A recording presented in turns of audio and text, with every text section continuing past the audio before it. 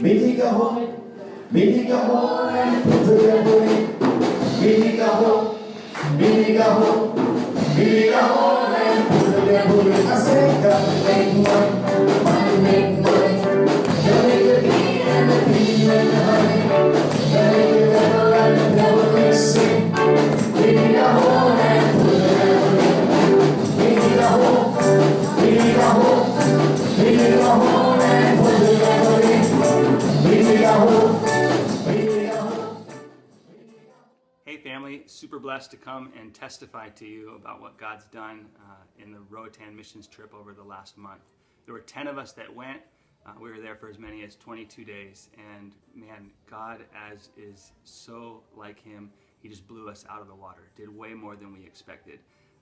We went with expectations of meeting needs of the local people and building relationships, and he just went far beyond, just exceeded our every expectation. He met us there in an incredibly supernatural way.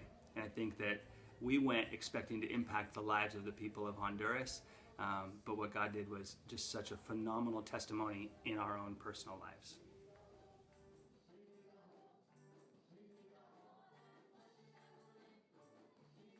So one of the biggest things that God did in my heart and life while I was in Roatan was breaking me through fears. I feel like each time we go to Roatan, Dave and I have been there a few times now, and each time God just takes me to a different level of breaking through my fears.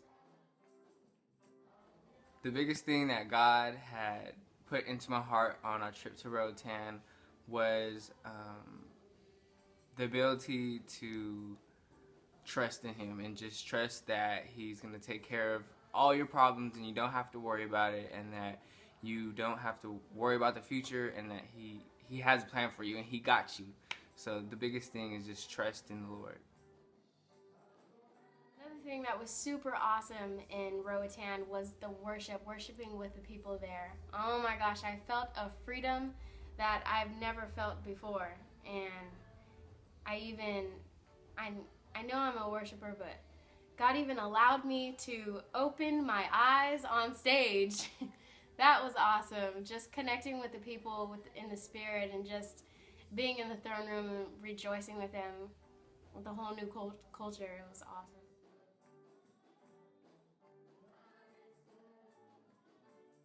One really amazing thing that happened when we were in Roatan is just leading up to the trip, God showed us that he wanted us in the people's homes having dinner.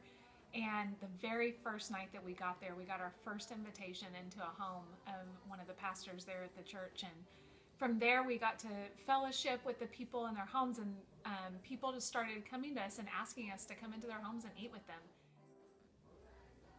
Just the spirit that was there, when we were there, and from the kids and from the church and from the neighborhood and from the community that was just always around us, and it was just always surrounding us. It was just something that, once you go there, you have to go back.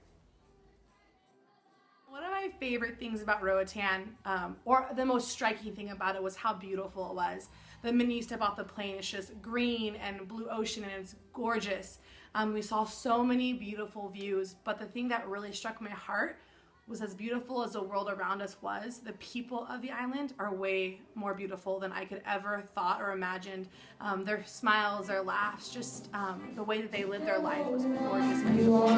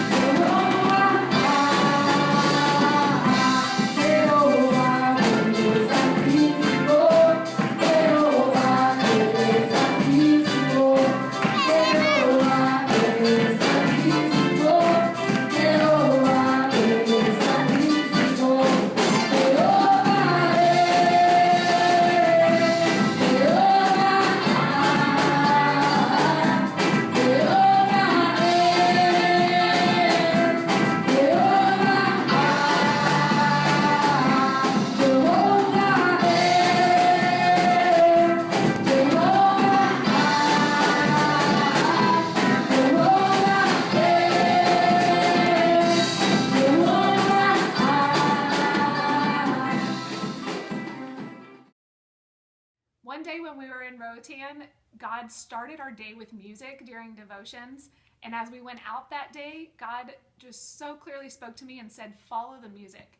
And as we were walking around, we started to hear music playing. It was drums and different instruments. And so we started following the music, which led us to this group of kids that were practicing for school. But all these kids were around playing games. And it was just a beautiful day of just resting in the Spirit and the way that He wanted to move. And He grew us each in different ways that day.